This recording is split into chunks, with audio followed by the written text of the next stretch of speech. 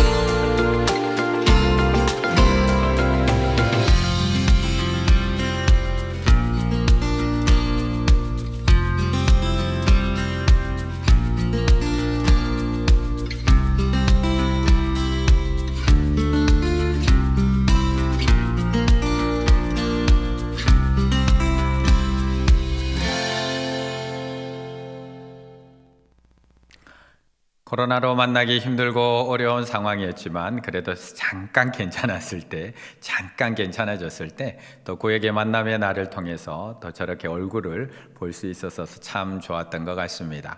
약속한 대로 교회에서 약속한 대로 구역 만남하시는 구역에는 교회에서 지원금, 만남 지원금을 드리겠다고 약속했으니까요. 아마 교회에서 지금 준비한 걸로 알고 있습니다. 받아가시면 되겠고요. 지원금을 드리는 이유는 다른 이유가 아니라 뭐죠?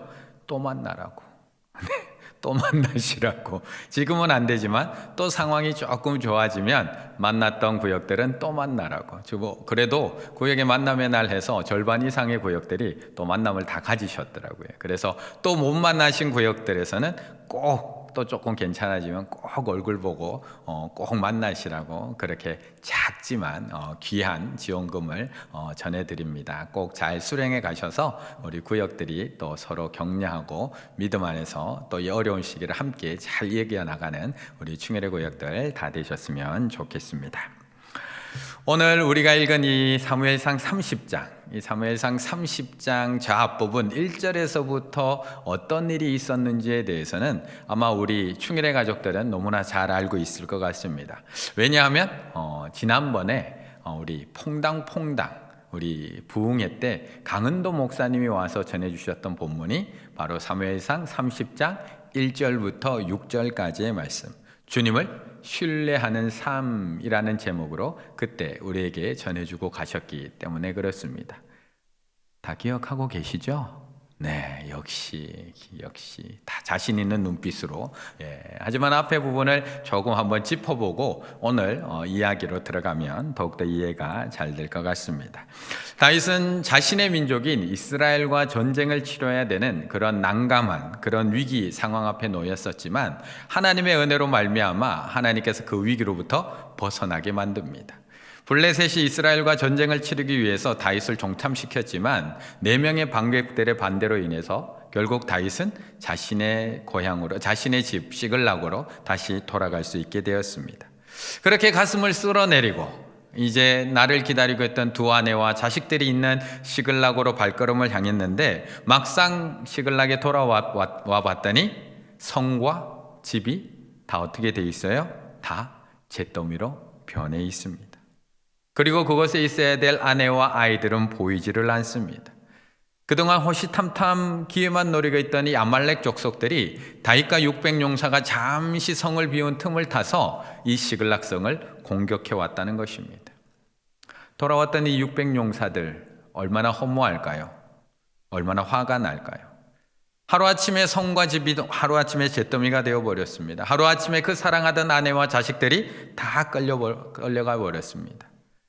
지금까지 600명이 이렇게 열심히 전쟁터에 나가서 싸운 이유가 무엇일까요? 이들이 목숨을 걸고 그렇게 싸워서 승리하고 그렇게 자신의 온 힘을 다해서 그렇게 일을 했던 이유가 무엇일까요? 우리 남편들, 아버지들이 그리고 우리 아내들이 열심히 밖에 나가서 열심히 일을 하고 열심히 살림을 하는 이유가 무엇일까요? 다 가족들을 위해서 그렇게 하고 있는데, 그런데 돌아왔는데 아내와 자식들, 삶의 이유와 목적이 한순간에 다 사라져 버립니다. 결국 분노한 그 백성들, 분노한 600용사들이 하나둘 돌을 손에 들기 시작을 합니다. 그리고 다윗을 치기 위해서 점점 다가오고 있습니다. 6절 말씀 한번 읽어보겠습니다. 6절입니다. 백성들이 자녀들 때문에 마음이 슬퍼서 다윗을 돌로 치자 하니 다윗이 크게 다급하였으나 그의 하나님 여호와를 힘입고 용기를 얻었더라. 아멘. 하지만 다행히 다윗은 하나님을 힘입어 다시 일어나게 됩니다. 여호와를 힘입어 다시 일어났다라고 지난번 귀한 말씀을 통해서 우리는 알고 있습니다. 그리고 하나님 앞에 묻기 시작합니다. 하나님, 이 군대를 추격하면 쫓아갈 수 있을까요? 따라잡을 수 있을까요? 당연한 것이었지만 하나님 앞에 질문하며 그렇게 쫓아가기를 시작합니다. 하나님께서 그를 쫓아가라, 내가 반드시 따라잡겠고 도로 찾으리라는 말씀을 붙들고 달려가기 시작을 합니다. 추격전이 시작됩니다. 그런데 600명의 부하들이 한참 그들을 쫓아가다가 24km쯤 갔는데 부솔 시내를 만나게 됩니다. 그런데 그 앞에서 지쳐서 쓰러지는 사람들이 하나 둘 발생하기 시작을 합니다. 그리고 무려 200명이나 되는 사람이 거기서 쓰러지게 됩니다. 낙오하게 됩니다.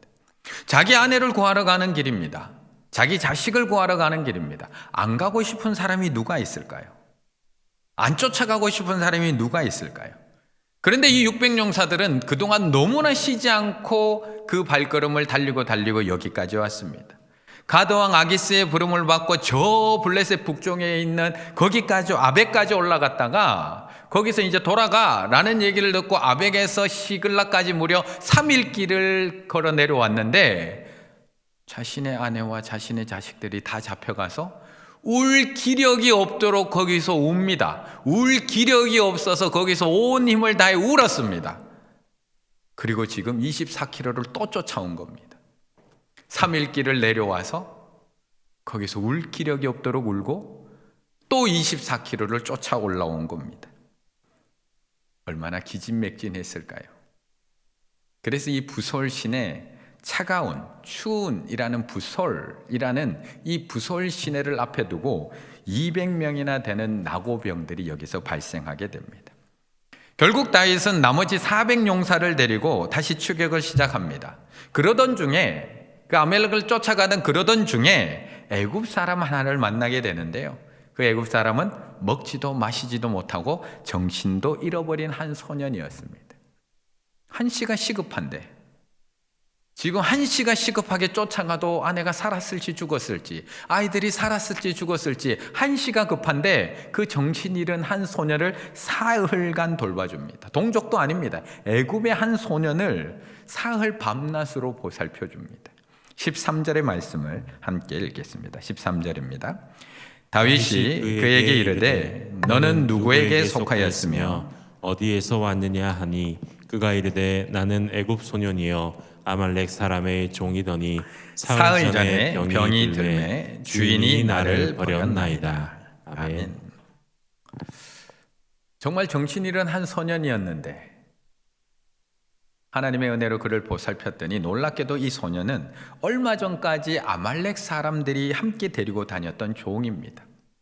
늘 아말렉 주인이 이 종을 데리고 다녔습니다. 짐도 드려야 하고요, 수종도 드려야 하고요, 때로는 전쟁에서 싸움도 하던 그런 종이었습니다. 그래서 데리고 다녔습니다. 14절의 말씀을 보게 되면 그 소년이 정신이 깨어서 이렇게 얘기합니다. 우리가 그렛 사람의 남방과 유다에 속한 지방과 갈렙 남방을 침노하고 시글락을 불산을 한나이다.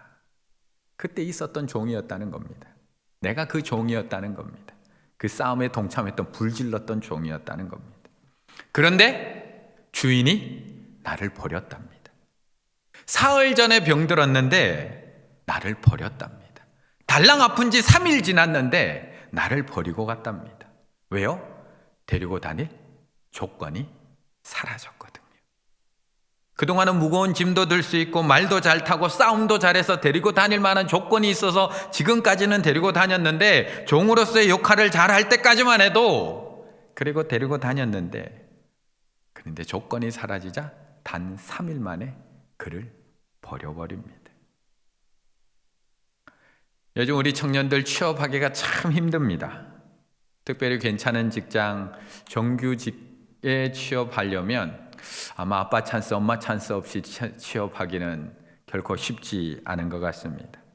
갖춰야 될 조건도 많고요. 갖춰야 될 자격증도 많습니다. 예전에 대규모로 선발할 때는 시험만 잘 치면 되고 면접만 잘 보면 되는데 요즘에는 그 직종에 맞도록 많은 것들을 갖춰야 됩니다. 외국어도 잘해야 되고요. 컴퓨터도 잘 다뤄야 되고요. IT 기기도 잘 다뤄야 되고 인턴 경력도 있어야 되고 또 발표도 잘해야 되고 거기다가 인성까지 좋아야 된답니다. 저는 못 들어갈 것 같습니다. 참 갖춰야 될 것이 많습니다. 그런데 중요한 것은 그렇게 조건을 잘 갖추고 들어가더라도 조건을 완벽하게 갖추고 입사를 하더라도 언젠가 그 조건이 없어지면 단 3일 만에 버려지는 것이 세상이라는 것입니다. 이 세상이라는 것입니다. 제가 예전에 봤던 영화 중에 더 컴퍼니맨이라는 영화 있습니다. 컴퍼니맨. 회사원이라는 이런 영화, 미국 영화였는데요. 2008년 금융위기를 배경으로 한 영화입니다. 이 영화에 보면 바비, 필, 진이라는 세 명의 주인공이 등장을 합니다. 이 세 명은 다 대기업에 다니고 있는 같은 회사, 같은 대기업에 다니고 있었던 사람입니다. 바비는 37입니다. 그런데 능력이 있어가지고요. 대기업인데 일찍 영업부장의 직책에 올라갑니다.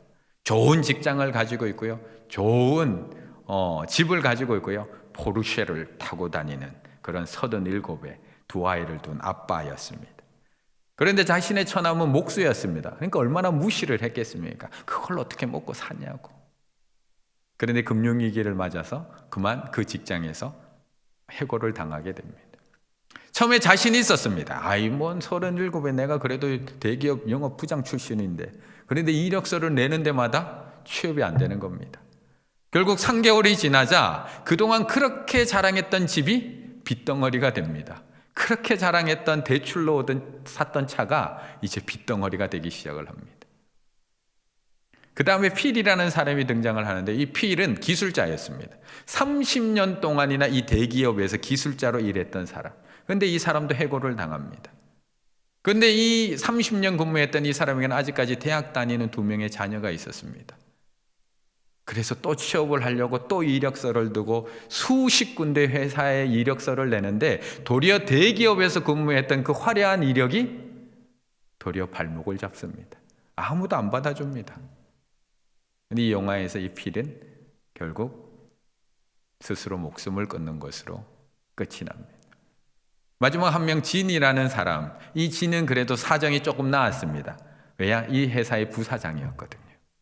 그래서 이 사람은 해고를 당하지만 주식이 있었습니다. 그래도 그 앞에 두 명보다는 나았습니다. 하지만 자신이 세운 회사, 같이 동업으로 창업했는데 해고당하는 자신의 모습을 보면서 회의를 느낍니다. 야, 세상에 어떻게 이럴 수가 있지? 세상에 어떻게? 그리고 필의 죽음을 보면서 이 냉정한 세상에 대해서 마음을 닫게 됩니다. 그리고 자신의 돈을 다 끌어모아서 새로운 회사, 그 해고당한 사람들을 다 모아서 다시 회사를 시작하는 걸로 영화는 끝이 납니다. 제가 이 영화를 보면서 가장 인상 깊었던 대사가 무엇이었냐면 이런 대사가 나옵니다. 뭐가 가장 끔찍한지 알아? 이 세상은 그대로라는 거야. 내 인생은 끝나버렸는데 신경 쓰는 사람이 하나도 없어. 신경 쓰는 사람이 하나도 없어. 필요할 때는 뽑아서 열심히 쓰는데 아프면 단 3일 만에 버리는 것이 세상이라는 거예요. 조건에 맞으면 뽑는데 조건이 사라지면 버리는 것이 이 세상. 그런데 세상은 아무 변화가 없어요. 나는 삶이 다 망가지고 다 무너졌는데 세상은 아무런 변화가 없어. 신경 쓰는 사람 하나도 없어. 이것이 우리가 살아가고 있는 세상의 기준, 세상의 방식, 이것이 오늘 본문에 나오는 아말렉 족속들의 기준이고 그들이 사람을 대하는 방식입니다. 그런데 오늘 본문에는 이것과 정반대되는 그런 방식이 소개되고 있습니다. 23절의 말씀을 한번 읽어보겠습니다. 23절입니다. 다윗이 이르되 나의 형제들아 여호와께서 우리를 보호하시고 우리를 치러 온 그 군대를 우리 손에 넘기셨은즉 그가 우리에게 주신 것을 너희가 이같이 못하리라. 아멘. 잡혀간 아내 그리고 자식들을 위해서 쉼없이 달려간 다윗과 400용사들, 하나님의 약속대로 그들을 따라잡습니다. 거기다가 중간에 만난 하나님의 은혜로 만난 그 애굽 소년의 도움으로 그들이 머물러 있는 것을 정확하게 찾아갈 수 있었습니다. 그리고 그들을 완벽하게 다 제거해 버립니다. 17절 말씀에 보게 되면 다윗이 새벽부터 이튿날 저물 때까지 그들을 치매 낙타를 타고 도망한 400명 외에, 소년 400명 외에는 피한 사람이 없었더라. 딱 400명 살아서 낙타 타고 도망가고 다 죽여버렸다는 겁니다. 이제 그들에게 빼앗겼던 것들 다 도로 찾았습니다. 아내와 자식들 다 무사했습니다. 거기다가 그들이 가지고 있었던 물건들, 그들이 그동안 노력했던 것들, 그들이 그동안 쌓아놨던 보물들까지도 엄청난 전리품을 가지고 돌아올 수 있게 된 것입니다. 얼마나 좋을까요?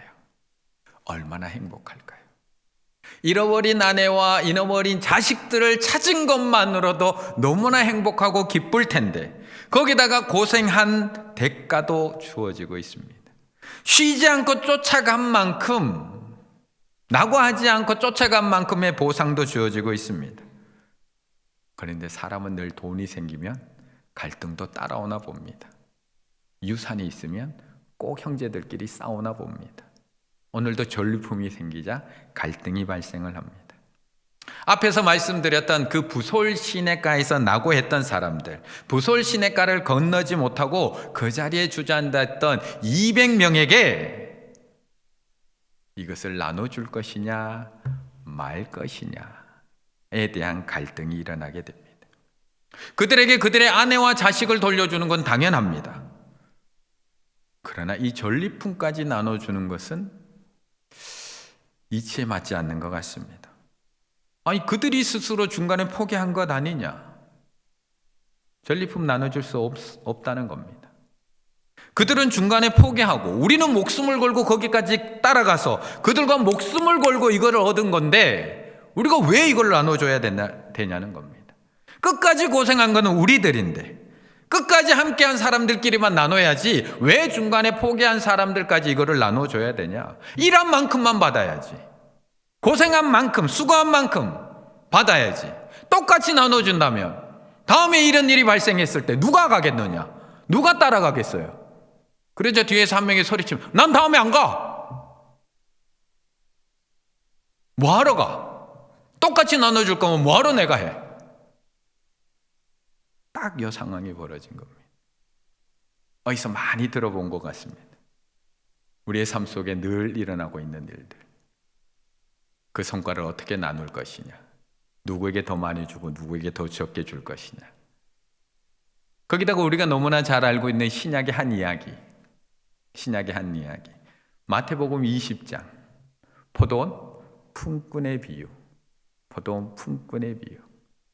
그 이야기가 떠오릅니다. 아침 9시에 와서 포도원에서 열심히 일하고 있는 일꾼이 있습니다. 그런데 주인이 일꾼이 모자란 지 3시간 뒤 12시에 나가서 또 일꾼 하나를 데려오고 3시간씩 오후 3시에 나가서 또 일꾼을 하나 데려오고 이제 얼마 남지도 않았는데 오후 5시에 나가서 또 일꾼을 하나 데리고 옵니다. 그리고 6시 퇴근 시간이 되었는데 줄을 세우더니 품삯을 주기 시작을 합니다. 먼저 온 사람부터 품삯을 주고 됐어 돌아가 그 다음 됐어 돌아가 했으면 아무 문제 없는데 그 마지막 온 사람 얼마를 줬는지 처음 온 사람은 알지도 못할 테고 뭐라고 할 것도 없는데 굳이 이 주인은 쭉 줄을 세워놓고는 마지막에 온 사람부터 보란듯이 돈을 줍니다. 왜요? 보란듯이 돈을 줍니다. 마지막에 온 사람, 오후 5시에 온 사람에게 1달란트, 1데나리온. 1달란트면 큰일 날 뻔했네요. 1데나리온. 그러자 그 앞에 온 사람이 조금 기대합니다. 나는 조금 더 일했는데 일한 만큼은 주지 않을까? 그 앞에 온 사람은 더 기대합니다. 제일 앞에 온 사람은 계산해 봅니다. 내가 밥 먹는 시간 빼고도 쟤보다는 7시간 더 일했는데 쟤는 1시간 했고 나는 7시간 일했고 일을 해도 내가 더 훨씬 더 많이 했고 고생을 해도 내가 훨씬 더 많이 했는데 똑같이 1데나리온씩을 줍니다. 그러자 앞에 먼저 온 사람들이 따집니다. 왜 똑같이 주냐고. 일한 만큼 줘야 되는 거 아니냐고. 일한 대로 줘야 되는 거 아니냐고. 내가 얼마나 열심히 일했는데 내가 저 사람보다 7시간을 더 일했는데 7배나 더 일했는데 조건을 따지기 시작을 합니다. 그러자 주인이 이렇게 얘기합니다. 나는 너에게 잘못한 것이 없다. 나는 약속한 대로 너에게 줬다. 그것이 내 뜻이다. 이와 같이 나중된 자가 먼저 되고 먼저 된 자가 나중되리라. 그런데 이 포도원 품꾼이 어떻게 시작됐는지에 대해서는 우리는 한번 좀 짚어봐야 됩니다. 왜 이 이야기를 하셨는지, 왜 예수님이 이 비유를 드셨는지. 마태복음 20장 1절에 이 비유가 이렇게 시작을 합니다. 20장 1절 함께 읽습니다. 천국은 마치 품꾼을 얻어 포도원에 들여보내려고 이른 아침에 나간 집주인과 같으니. 아멘. 천국은 마치. 지금 예수님은 천국이 어떤 곳인지를 설명해 주고 있는 겁니다. 하나님 나라가 어떤 곳인지, 그 하나님 나라의 주인 되시는 하나님이 어떤 분이신지에 대해서 말씀해 주고 있는 겁니다. 왜냐하면 그 마태복음 20장 바로 앞에 19장에서 두 명이 질문을 하거든요. 예수님에게. 한 부자 청년이 예수님에 와서 이렇게 질문을 합니다. 마태복음 19장 16절. 어떤 사람이 주께 와서 이르되 선생님이여 내가 무슨 선한 일을 하여야 영생을 얻으리이까? 조건에 대해서 질문을 합니다. 그런데 27절 베드로도 똑같은 질문을 합니다. 이에 베드로가 대답하여 이르되 보소서 우리가 모든 것을 버리고 주를 따라 싸운데 그런즉 우리가 무엇을 얻으리이까? 우리가 이렇게 열심히 일하고 있는데 우리는 도대체 얼마나 많은 것을 주실 수 있습니까? 다 뭘 묻고요? 조건을 묻고 있습니다. 내가 무슨 선한 일을 해야 영생을 얻습니까?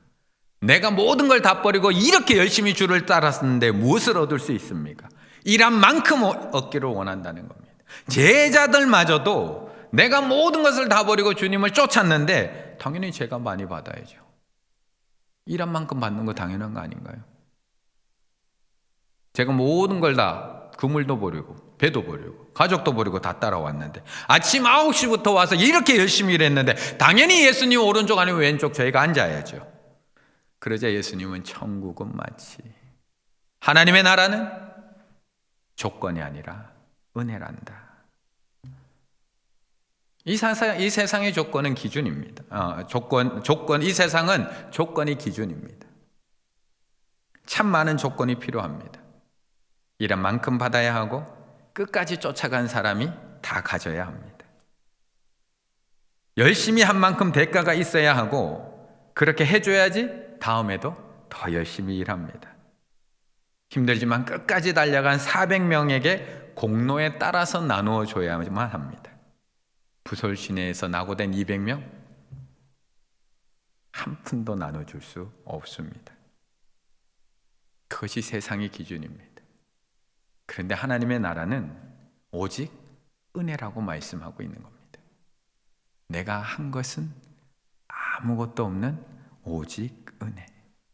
모든 것이 하나님의 은혜일 뿐입니다. 내가 아침에 일찍 일어날 수 있었던 것도 하나님의 은혜이고, 내가 아침에 일찍 포도원에 불려올 수 있었던 것도 하나님의 은혜이고, 내가 이렇게 건강하게 일할 수 있는 것도 하나님의 은혜이고, 내가 이렇게 좋은 주인을 만날 수 있었던 것도 하나님의 은혜이고, 내가 그 시간에 그 자리에 서 있을 수 있었던 것도 하나님의 은혜이고, 그 주인이 수많은 일꾼 중에 나를 선택해 준 것도 하나님의 은혜이고, 내가 조금 늦게 거기에 갔지만 그럼에도 날 찾기 위해서 또 주인이 나왔던 것도 하나님의 은혜라는 것입니다.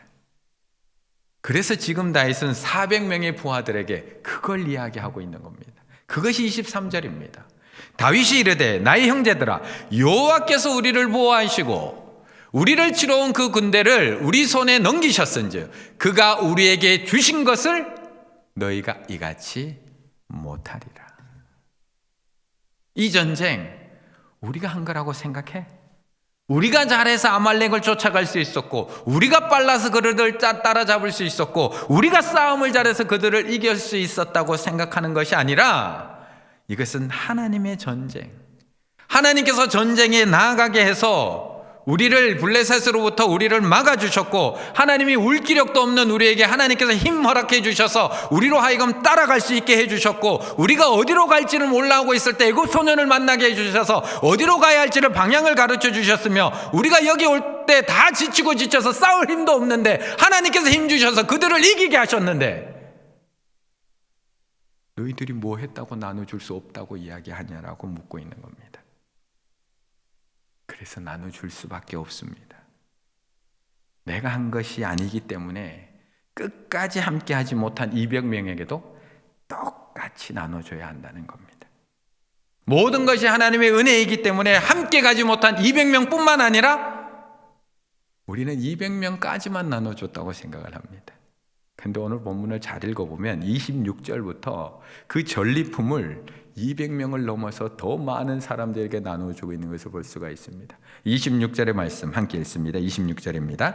다윗이 시글락에 이르러 전리품을 그의 친구 유다 장로들에게 보내어 이르되 보라 여호와의 원수에게서 탈취한 것을 너에게 선사하노라 하고. 아멘. 27절부터 31절까지 베델, 라못, 얏딜, 아로엘, 신못, 에스드모아, 리갈, 여라무엘, 겐, 홀마, 고라산, 아다, 헤브론, 왕래하던 모든 곳에 보내었더라.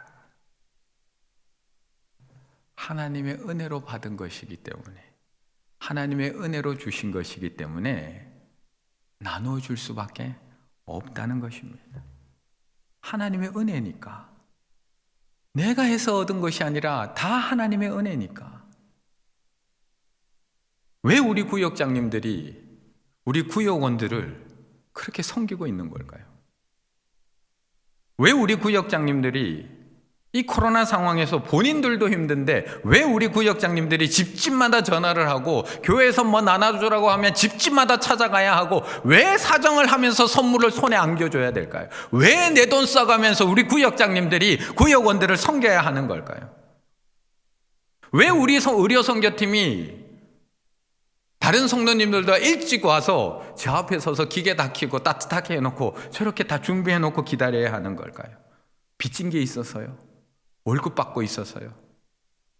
왜 우리 안내위원들, 우리 봉사위원들이 왜 예배를 섬기면 그렇게 해야 되고, 왜 우리 반주자들, 왜 우리 찬양팀들, 찬양대들이 그렇게 섬겨야 하는 걸까요? 왜 우리 교사들이 아이들 한 명 한 명 집집마다 전화를 해야 되고, 왜 온라인 예배를 드리면서 집집마다 선물 갖다 줘야 되고, 왜 그런 일을 섬기면서 살아가고 있어야 되는 것일까요? 우리는 은혜를 알기 때문에 그렇습니다. 우리는 은혜를 받은 사람이기 때문에 그렇습니다. 지금 나에게 주신 이 모든 것이 하나님의 은혜임을 아는 사람이라면 나눠줄 수밖에 없습니다. 지금 내가 살아가고 있는 이 모든 순간이 하나님의 보호하심임을 알기 때문에 우리는 그 은혜를 나눠줄 수밖에 없습니다. 하나님이 나에게 일용할 양식을 주셨기 때문에 오늘도 우리가 한 식탁에 둘러앉아 함께 식사할 수 있다는 것을 아는 사람이라면 그 은혜를 나눠줄 수밖에 없습니다.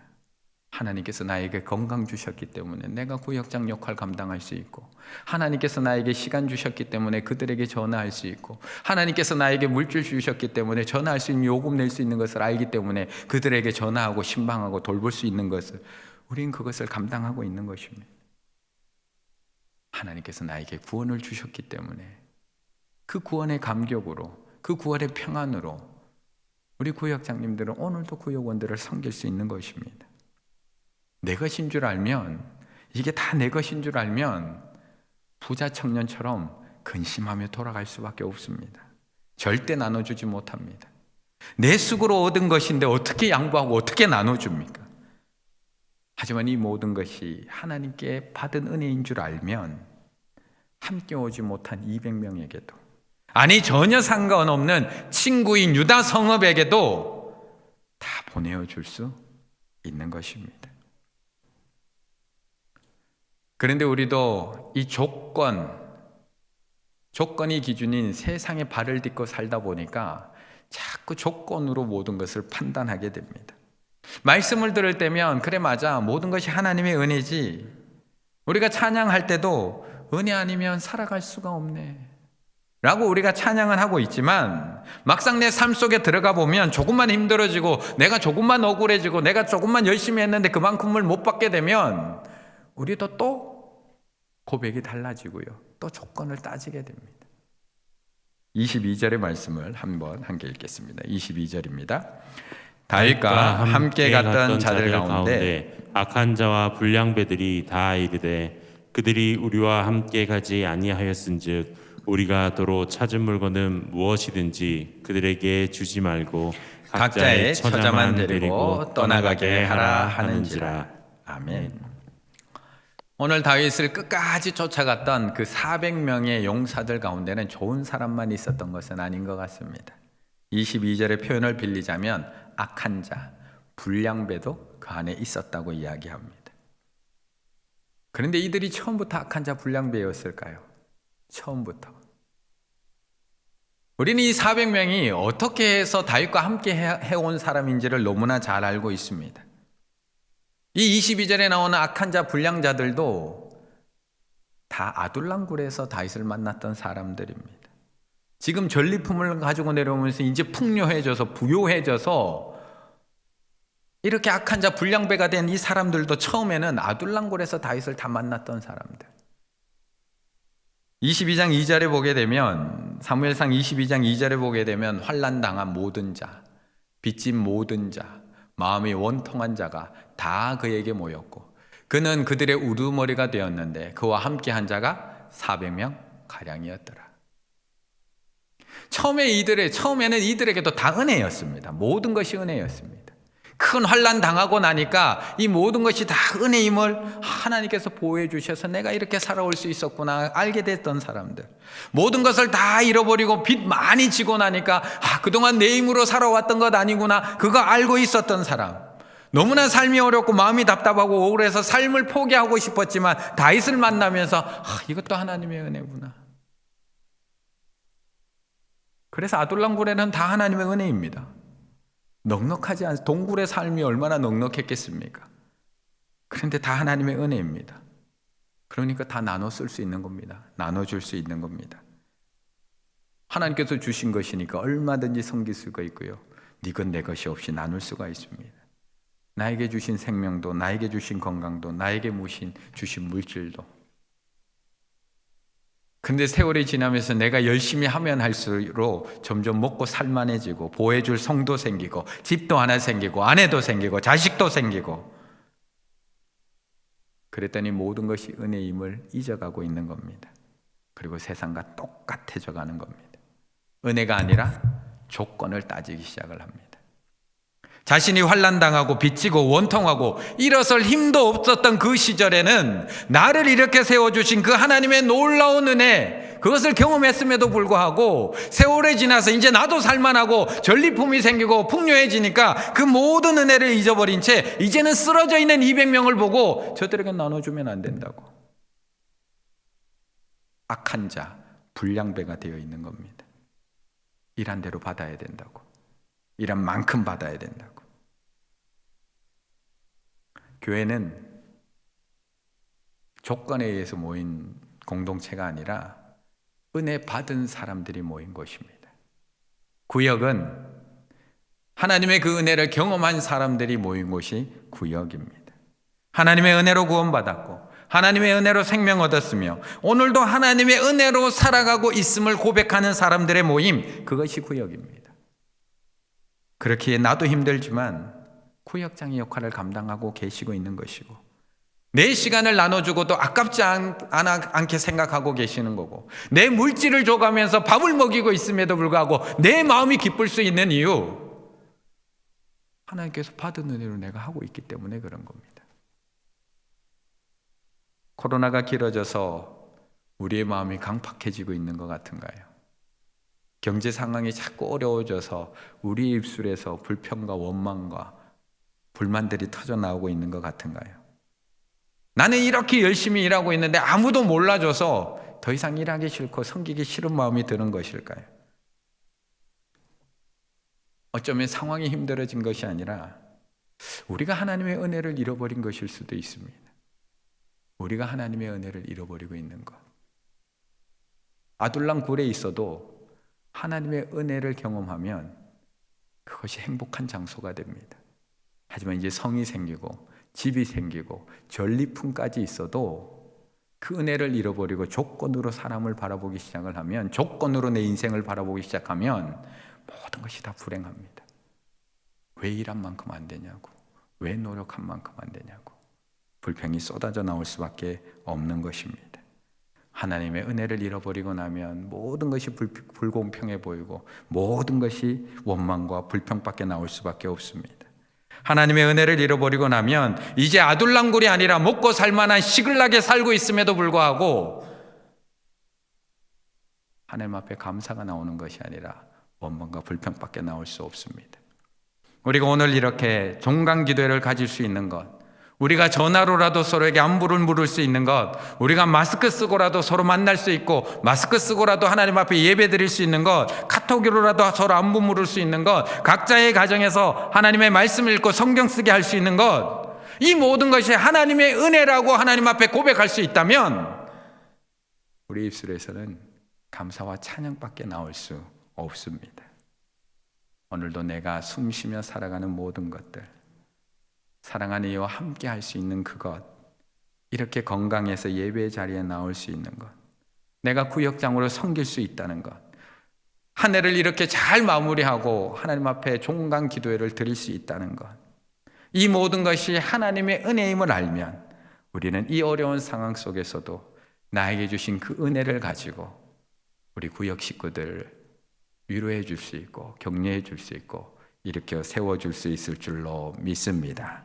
매 순간마다 이 모든 것이 하나님의 은임을 고백하며 나에게 주신 그 은혜로 서로를 세워주고 서로를 일으켜 세워줄 수 있는 우리 충일의 구역들 다 되시기를 간절히 바라겠습니다.